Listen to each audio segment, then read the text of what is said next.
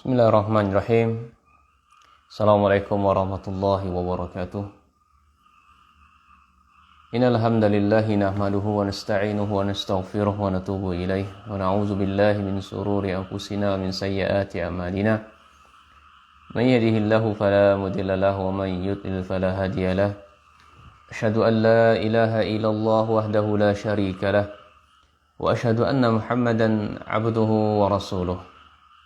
Fasallallahu subhanahu wa ta'ala ayamunna alaina bi'ilmin nafi' wa 'amalin salih wa yafaqihna fid din wa aftalana futuhal arifin wa rizqna al-ikhlasa fil aqwali wal a'mali Allahumma amin. Kaum muslimin hadirin wal hadirat ahibati fillah rahimani wa rahimakumullah jami'an. Alhamdulillah bitaufiqillah subhanahu wa ta'ala kita kembali melanjutkan pembacaan kitab Samaratul Ilm. Al-amalu, ini buah dari ilmu itu adalah diamalkan. Alhamdulillah kita masuk poin yang kelima, al-amru khamis. Qala ma'alif rahimahullah ta'ala, para santri yang saya muliakan, saya sayangi di jalan Allah subhanahu wa ta'ala, catat baik-baik, ambil poin demi poin ya dalam pembahasan ini, dan ingat catatan Ustadz buat kalian semuanya, apa yang sudah dipelajari berusaha untuk mengamalkannya semaksimal mungkin ya. Nah, al-amru khamis, perkara yang kelima adalah, atau poin yang kelima, musara'atus salafi lil amali bil ilmihi ya. Ini para ulama salaf ketika mereka mendapatkan sebuah ilmu, mereka musara'ah. Ini musara'ah itu bergegas, semangat, cepat di dalam mengamalkan ilmunya. Ya. Jadi semangat, antusias, bersungguh-sungguh ketika mereka mengamalkan ilmu mereka. Nah, inilah para ulama salaf radhiyallahu anhum. Maksud salaf di sini adalah ya, orang-orang yang generasi terbaik dari umat ini, dari kalangan para sahabat Nabi alaihi salatu wassalam, tabi'in dan atba'ut tabi'in, orang-orang yang mengikuti mereka dengan baik. Tapi masyarakat muslimin, para santri, lebih lanjut saya mengatakan mimma yubayyinu hadzal maqam halaf salafi rahimahumullah al-ajibah fi mubadarati lil a'mali wal musara'ati ilaiha wal muwadhibati ala fi'liha. Insyaallah ya. Jadi saya dalam kesempatan ini ingin menjelaskan keadaan keadaan para ulama salaf terlebih dahulu. Ulama salaf dahulu ya, di mana beliau al-ajibah, ya, sangat mengagumkan keadaan mereka. Ya, di dalam ya bersegeranya atau menyongsong amal dan wal muwadzabati ala fi'liha, dan merutinkannya. Itulah keadaan ulama salaf dahulu begitu terhadap amal, mereka menyongsong dengan baik, bergegas melakukannya, kemudian bukan hanya bergegas saja, semangat saja, tapi mereka muwadzabah, ini merutinkan amalan tersebut. Ya. Wal ityanu biha fawra sama'iha min Rasulillah sallallahu alaihi wasallam, mereka segera mendatangi amalan tersebut semenjak ketika mereka mendengar dari Rasulullah sallallahu alaihi wasallam.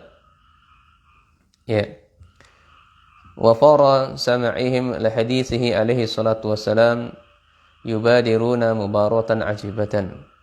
Ya, jadi mereka bergegas, bersegera ketika mendengar hadis Nabi sallallahu alaihi wasallam dengan yubadiruna mubadaratan ajibatan. Ini bahasa kitanya takjub lah kita lihat menyongsong amal soleh tersebut ya. Ya. Baik, kita lanjut sekalian. Jadi begitulah keadaan para ulama salafus saleh mereka ketika mendengar hadis Nabi SAW, mendengar amalan dari Nabi SAW, mereka menyongsongnya dengan baik, bersegera antusias untuk mengamalkannya, semangat mengamalkannya, sampai-sampai kita melihatnya sangat takjub begitu loh. Sangat takjub. Wa yusari'una musara'atan azimatan lil 'amali bima ya'muruhum bihi salawatullahi wa salamuhu alaihi wa yuwadzabuna 'ala dzalik. Jadi bersegera, bergegas, antusias melakukan amalan soleh semenjak beliau mendengar apa yang diperintahkan oleh Rasul Sallallahu Alaihi Wasallam. Bukan hanya segera saja, bahkan beliau merutinkan amalnya. Masya Allah ya. Semoga Allah membimbing kita ya sebagai pengikut Nabi Sallallahu Alaihi Wasallam untuk memudahkan kita merutinkan amal-amal yang sudah biasa kita dengar, yang mungkin kita belajar duduk di majelis ilmu, kita dengar perintah dari Nabi, ini amal soleh ini, amal kebaikan ini, ya kita semangat melakukannya, dan bukan hanya semangat saja, tapi rutin. Ya nggak banyak nggak masalah ya, yang penting rutin. Itulah amal yang paling dicintai oleh Allah Subhanahu Wa Taala. Ayul a'mali ahabbu ila Allah Subhanahu Wa Taala ada wa muha wa in qalla. Amal yang paling dicintai oleh Allah Subhanahu Wa Taala adalah amalan yang berkesinambungan meskipun itu sedikit.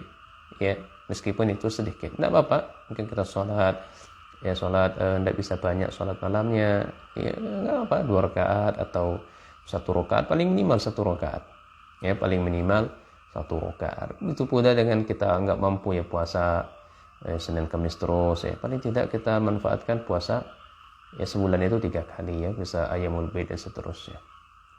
Ya ada usaha intinya merutinkan amal soleh seperti itu. Memang keadaan kita dengan kadar keimanan kita dengan para salaf, dengan kita ini kan jauh berbeda, Ikhwan. Ya, keadaan kita dengan ulama salaf, kita tuh jauh. Paling tidak kita mendekati beliau. Ini sebagai suri teladan kita, contoh kita, paling tidak mendekatinya saja. Nah, jadi wa fi hadzal ma'na yuqalu anhum naqulun katsiratun jiddan tadullu ala shiddati inayatihim wa azimi riayatihim li hadzal amr. Jadi dalam masalah ini ikhwan sekalian, Syekh ingin menjelaskan kepada kita, menukilkan ya perkataan para ulama salaf itu sangat banyak sekali. Ya. Jadi Syekh menjelaskan, ingin menyampaikan nukilan-nukilan yang sangat begitu banyak. Ini menunjukkan bahwasanya ulama salaf itu begitu perhatian. Ulama salaf begitu perhatian, begitu semangat dalam masalah ini. Ini bersegeranya, semangatnya mereka melakukan amalan soleh. Jadi amalan soleh yang mereka sudah memiliki ilmunya. Kalau nggak ada ilmunya mereka nggak lakukan. Karena beliau memiliki ilmu sehingga semangat. Semenjak beliau mendengar perintah dari Rasul sallallahu alaihi wasallam. Wa min zalika ma jaa fi sahihain wa ghairihima min hadisin Ali radhiyallahu an fi qissati Fatimah radhiyallahu anha binti Nabi sallallahu alaihi wasallam. Ini kisah yang pertama. Kisah yang pertama adalah semangatnya para ulama salaf dulu, apa yang terjadi pada Fatimah ya. Fatimah ini adalah anaknya Rasul sallallahu alaihi wasallam dan juga suami istri dari sahabat Ali bin Abi Thalib, sepupu Rasul sallallahu alaihi wasallam. Ya, ini terdapat dalam Sahihain. Ini Sahihain Bukhari dan Imam Muslim. Sahih Bukhari dan Sahih Muslim dan selain dari keduanya. Indama ja'at Nabiya sallallahu alaihi wasallam tatlubu khadiman. Ya. Fatimah ini datangi Nabi sallallahu alaihi wasallam meminta pembantu. Minta diberikan pembantu. Wajar ya, para ummahat, para ibu mungkin capek mengurus suami, capek mengurus anak, mungkin anaknya 10 atau 20 kalau ada anaknya, ya dia sendiri untuk mengurusinya mungkin kerepotan, capek ya, maka nggak masalah kita ikhwan sekalian, para ummahat, saya diantara bentuk peduli sayang kita sama istri kita, nggak masalah ya, kita mempekerjakan pembantu, kita gaji, nggak masalah insyaallah. Ya, jadi Ummu Fatimah mendatangi Nabi SAW, ya Rasul, saya butuh pembantu. Ya, akhirnya Nabi SAW faqala laha alaihi salatu wassalam, ya Nabi SAW berkata kepada anaknya Fatimah, ya Fatimah, ya awala adulluki ala ma huwa khairun laki min qadim, mau enggak aku tunjukkan kepadamu, ya mau enggak aku beritahu kepadamu sesuatu yang lebih baik dari ini. Kan dia minta pembantu beliau tadi kan, anak beliau minta pembantu. Kata Nabi SAW, ini bagus juga ya metode Nabi SAW bicara kepada anaknya, tidak membentak, tidak menolak, tapi menawarkan sesuatu yang lebih baik ya. Ini metode yang bagus, yang mestinya terdapat dalam seorang suami atau seorang ayah kepada, atau juga diambil juga seorang ayah terhadap anaknya bagus. Ya, ketika anaknya itu meminta sesuatu atau meminta apalah gitu ya, atau istrinya minta apa, jangan serta-merta katakan wah, enggak usah saja. Ya, anaknya enggak, itu enggak bagus. Enggak bisa, enggak cukup sampai di situ saja. Tapi berikan solusi. Berikan tawaran sesuatu yang lebih baik. Begitu Nabi SAW. Kita banyak jumpai dalam hadis-hadis Nabi SAW begitu ya. Ketika ada larangan, ya, kemudian di Nabi SAW memberikan tawaran yang terbaik. Ada larangan nih, maka Nabi SAW memberikan tawaran yang terbaik. Jadi setiap apapun ya, yang diminta sesuatu oleh para sahabat pasti, atau melarang sahabat, pasti beliau menawarkan sesuatu yang lebih baik. Ya, ini metode yang bagus mestinya diterapkan. Ya. Jadi Nabi SAW menawarkan kepada anaknya, ya Fatimah, ya mau nggak aku tunjukkan kepada engkau sesuatu yang lebih baik daripada membantu. Nah, maka Fatimah menjawab, oke, tidak masalah, khair. Apa itu? Ya, kata Nabi SAW, "Iza awaiti ila firashi tusabbihina Allah 33 wa tahmidahu 33 wa tukabbirinahu 33." Masya Allah ya. Nah, ini zikir. Zikir yang diajarkan oleh Nabi SAW kepada anaknya. Wahai Fatimah, kamu mau tidur kan? Nanti kalau mau tidur, ya, mau ke tempat tidurmu, jangan lupa berzikir kepada Allah. Ya, jangan lupa kamu berzikir kepada Allah. Zikirnya apa? Ya, zikirnya tasbih. Tasbih sebanyak 33 kali, kemudian memuji Allah 33 kali, dan kemudian bertakbir ya 33 kali.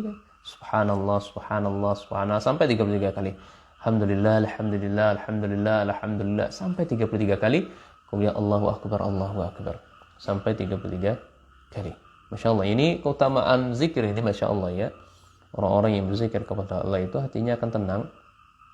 Ya, hatinya akan tenang, hatinya akan lembut. Ya, ala bizikrillah. Ya, ketahuilah dengan berzikir kepada Allah itu membuat hati kita tenang. Disebutkan oleh Allah SWT dalam Qur'annya ya, tatma'innu qulubu. Ya, disebutkan oleh Allah dalam Quran surah berapa itu?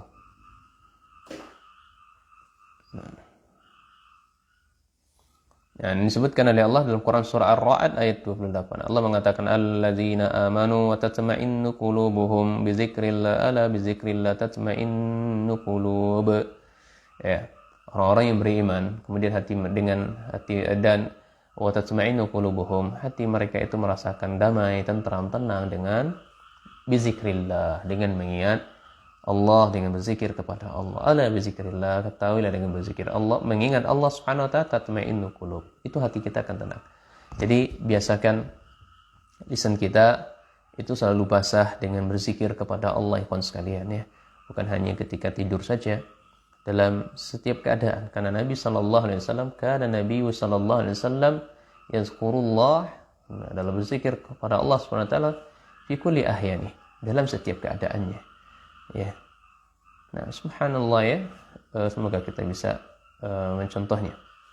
Ya, ada juga hadis dari Nabi sallallahu alaihi wasallam dengan ini menjelaskan tentang keutamaan berzikir ya. Dari sahabat Abdullah bin Bushr ya, sahabat Abdullah bin Bushr radhiyallahu an, anna a'rabiyan qala Rasulullah, ini ada orang Arab, ini maksudnya orang Arab Badui ya, datang kepada Nabi sallallahu alaihi wasallam berkata, ya Rasulullah. Ya, ini Arab Badui yang bagus ya. Kadang orang Arab Badui itu memanggil Nabi kita dengan Nabi sebutan dengan Muhammad saja, Muhammad. Ya, ini yang bagus ya. Orang Arab Badui memanggil Rasulullah sallallahu alaihi wasallam, ya Rasulullah. Ya, inna syara'i'al islami qad kasurat alayya. Sungguhnya syariat Islam itu telah banyak untuk saya. Ya. Sungguh terlalu banyak ya. Syariat Islam itu sungguh terlalu banyak. Ya. Fa anbi'ni minha bi syai'in atashabbatu fihi. Ya. Tolong ajarkan kepada saya ya Rasul satu saja amalan yang bisa aku merutinkannya.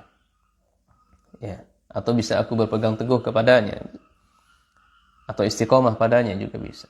Maka Nabi SAW mengatakan kepada orang Arab Badui ini, qala la yazalu lisanuk khataban min zikrillah.